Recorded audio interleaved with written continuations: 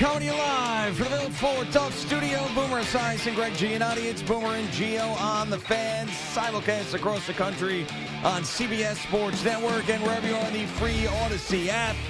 Good Thursday morning. The Mets continue to win. How about a complete game shutout by David Peterson? My goodness, you haven't seen some of those since the 1960s. You had the Yankees beat the Royals again, and the Indiana Pacers take Game 3 of the NBA Finals, which is wild. We all thought they were going to lose in 4 or 5 and that the Thunder were going to kill them. Well, they are not dead, not even close to it. They've got the advantage in the series. And then yesterday, you just watch every other coach who has a job in the NBA. The Knicks try to talk to, and then the organization denies them talking to. And I was thinking about this. It's sort of like if the Giants fired Brian Daboll and then John Mara was going around and saying, you know what, I'm gonna talk to Andy Reid. No, you can't. I'm gonna talk to Nick Sirianni. No, you can't. I'm gonna talk to Mike Tomlin. No, you can't. I'm gonna go talk. Like, that never happens in any other sport, but the Knicks decided to do it in the NBA. Stupid. Good morning, Boomer. How are you? I think they decided to do it in the NBA because of the Rangers being able to do it in the NHL. Maybe. Yeah, good morning. I'm doing great, actually, and I will say this. Both baseball teams are rolling right now. 3 straight games in which Aaron Judge has just basically wowed the fans out in Kansas City. And the Mets, and I was telling Fleeks this morning as we were doing our sports minutes, I said, hey, man, this really is – we haven't had this in a long time. I mean, I don't know if he remembers it, but they are must-watch TV. Both teams now are must-watch TV. They both are. And they're both exciting. They both expect to win. The fan bases expect to win. The ownership expects to win. We are in rarefied air when both of these teams are where they are together at the same time. Yeah, and 20 games over 500 in early June for the Mets. It feels like a juggernaut. I mean, last year was so special, but it took a long time for them to hit their stride. And if you think about the Mets from the second half of last year, through the postseason, losing to the Dodgers, and then coming out this year. I mean, they have been one of the best teams in baseball outside of the L.A. Dodgers. So, yeah, I mean, it is impressive. It's great. Soto continues to hit. The pitching lab is doing amazing things with just about everybody, and you're getting some guys back. So, yeah, it feels special right now.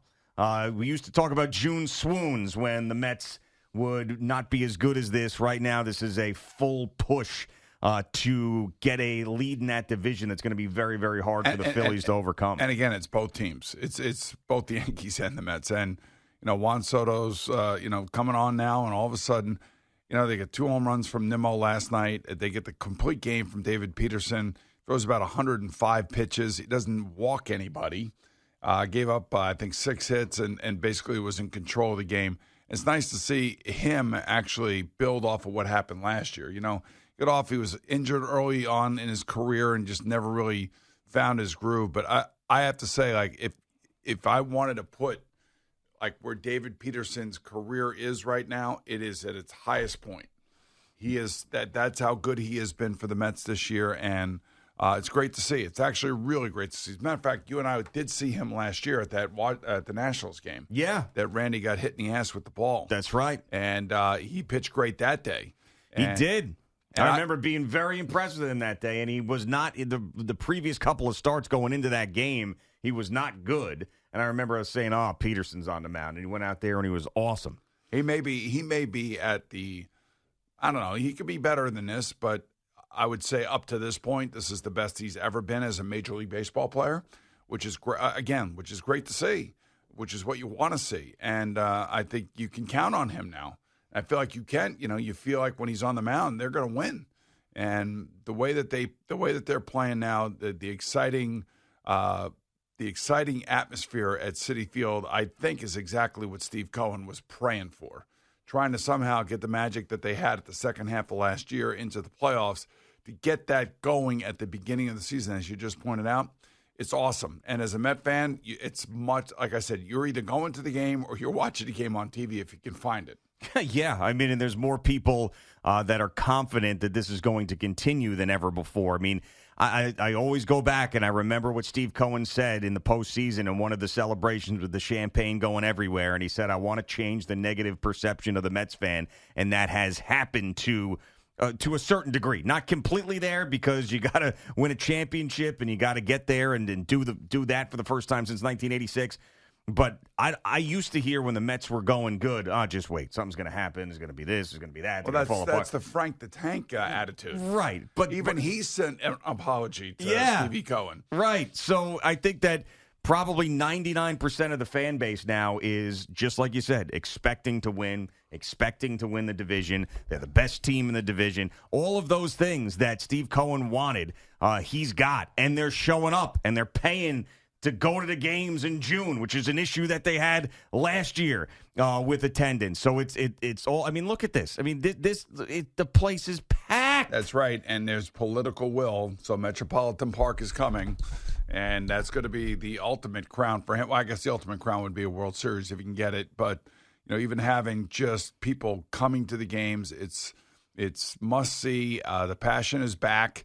It's back from last year, and now hopefully it can be sustained, kind of like what the Yankees have gone through over the last 20 years. Sure. What you want sustained success, consistency. You may not win a World Series every year, but you want your team to show up believing it can win. Like, I don't think over the last 3 to 4 years, maybe the year that they did Brian Daboll's first year, I don't believe that either the Jets or the Giants felt like the players, the coaches, and the fan bases felt like when they showed up to MetLife Stadium that those teams could win. Like, they were hoping they were going to win. Could they win? Yeah. Did they win? Not enough. But now when you go to Yankee Stadium or you go to Citi Field, you expect these teams to win. And I kind of feel like that's the way the Knicks season was. The Knicks season was like, we expect to win. We made these trades.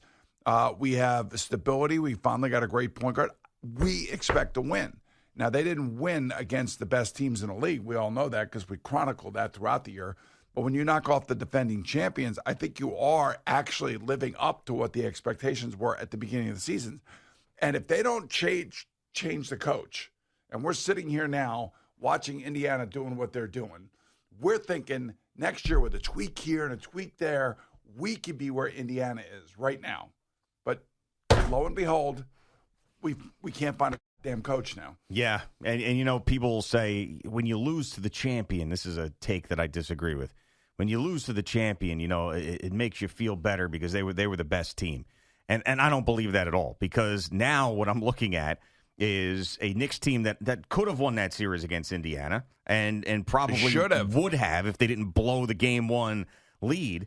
Now going up against a team that looks more vulnerable than they have all year in the Thunder. Now I'm thinking, well, the Knicks could have done that. You know what this is? This is what you call a missed opportunity. Yes. They had it right there all in front of them, and they I mean, and if the Pacers do – one thing, though, that if the Pacers win the title and they finish this thing off, which is still a long way to go. They got 2 more wins to go against the team that's been the best team in the league the entire year.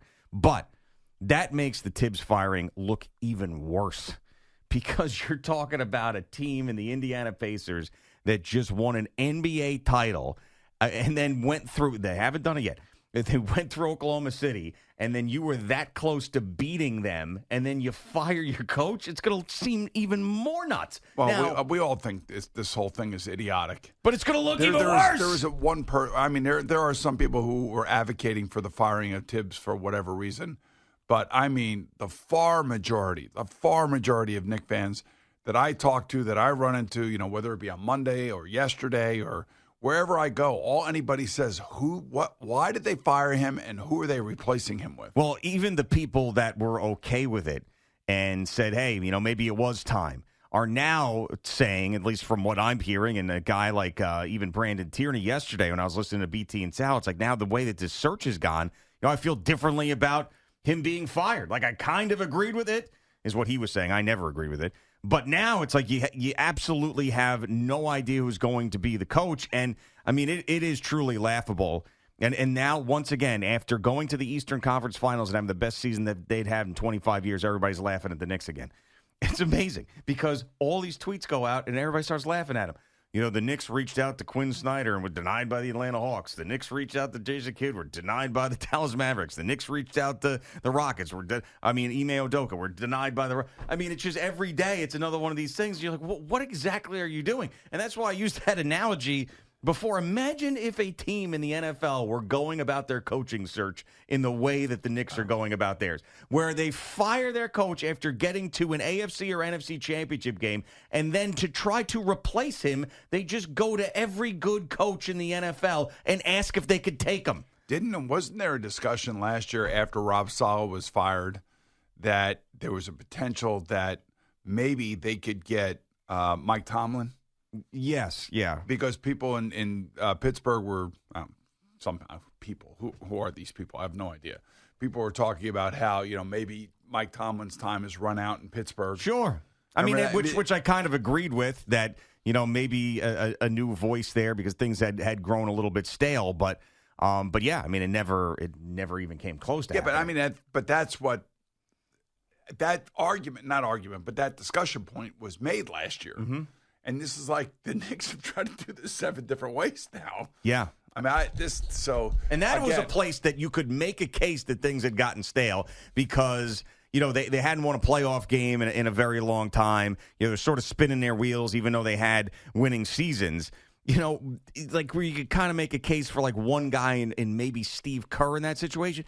They're asking for guys who are right in the middle of huge success in building programs. Yeah, you saw what the Dallas Mavericks did. No, what are you guys, idiots? We're not letting you talk to Jason Kidd. He's our coach. Now, Jason Kidd could go. I use the term full NBA psycho, which means like you're going straight. Like I am not coaching here. I'm not playing here. I'm not doing it. You guys got to send me here, and I'll make the biggest stink in the world. He could try to do that.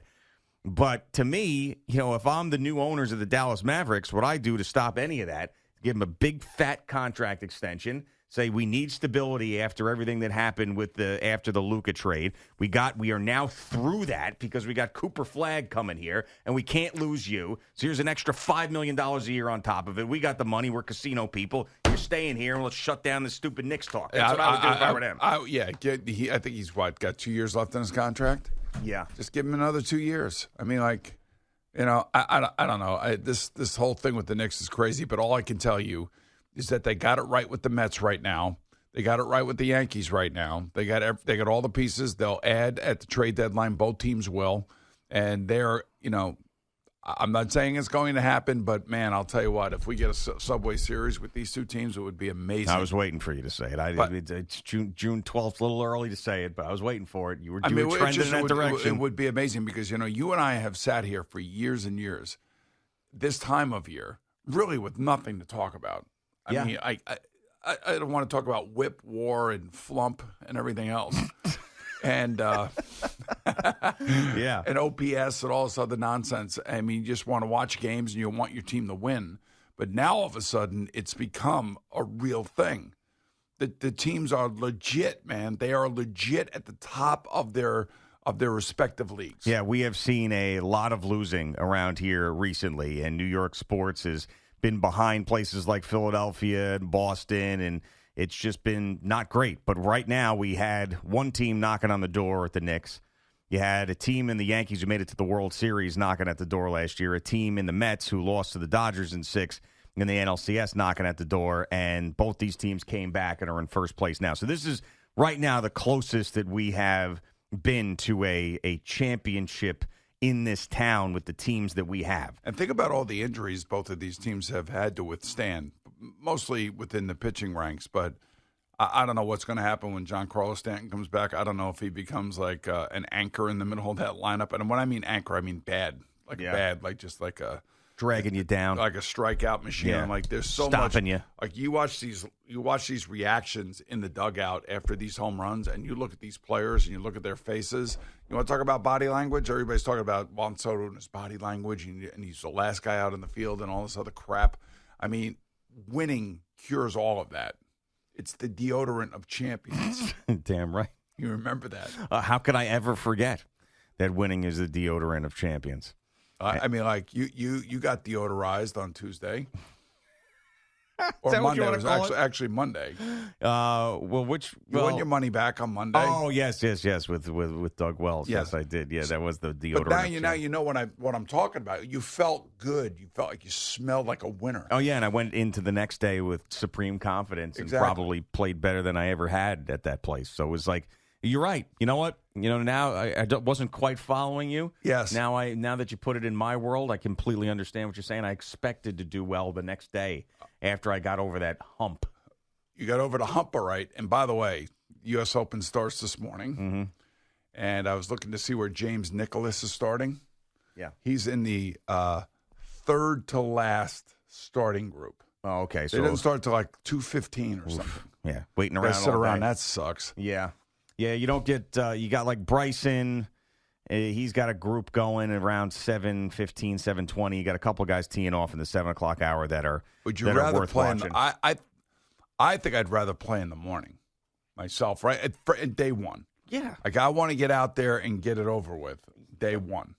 I think maybe if this golf course can play a little bit easier, maybe before the greens all dry out, yeah, and the all wind that other kicks up and all that stuff. If there is some wind, I would want to get off to a good start, and I'd want to start early today. So now my question, since you now are the golf aficionado around here, I mean, you got interviews going on all over the place. You're all over YouTube. You're voicing over things for golf.com. I mean, Jesus God. I am. For a guy who's just been playing golf for 3 years. Yeah, well, I established myself. You have established yourself, that's for sure. You are now within the golfing world. It's amazing. Do you think we see a under par winner? I don't see how we can see an under par winner here. No, and I'll tell you why. Because the videos that I saw yesterday wasn't just guys and influencers dropping golf balls into the rough and watching them disappear. It was great players that were trying to chip around the greens with the rough the way that it was. Did you see Phil Mickelson? Of course I did. I saw Phil Mickelson. I saw John Rahm duff one. I saw Rory down a slope off the back of the green, try to chip up, couldn't do it, didn't make it, back up. So for those reasons, when good shots are going to be punished in the way that they are, where you could almost dunk a ball on a green and then it just goes off into the rough, and all of a sudden you're duffing a shot and you got a double bogey. So your answer is no. I don't think it's going to be under par. Okay, so for me, I don't know. Other golfers probably feel different. Probably some say the Masters. Others say the PGA Championship. Others say the Open over in England. For me, this is the ultimate test of golf. The U.S. Open, the USGA makes it the hardest it possibly can. And it tries to take out all the things or all the tools that the players have at their expense now, with all the different equipment, the drivers, the golf balls themselves that Jack Nicklaus has often talked about. Yeah. I mean, the USGA really makes this a super hard test, but it's not just the physical part of it, it's the mental part of it. Yeah. Being able to, like, if you duff a shot, we as amateurs, like, we carried it with us until the next tee box. Yeah. And we're screaming and yelling at each other, or we miss a 2-foot putt, we knock it 7 feet past because the greens are rolling 15 or something. Yeah, well, that's one thing that the pros hate more than anything is getting punished for good shots. And if they feel like that's happening, they're going to start bitching and moaning, which I don't want to hear, because they play a million golf courses where the winning score is 28 under. Yeah, that's enough. That's when you have 28 under winning a golf course, like the Colonial or the Memorial or whatever. Basically, what that is, that's the NBA. That's the golfers' version of the NBA three-pointer. That's the home run hitting contest for Major League Baseball's All-Star Weekend.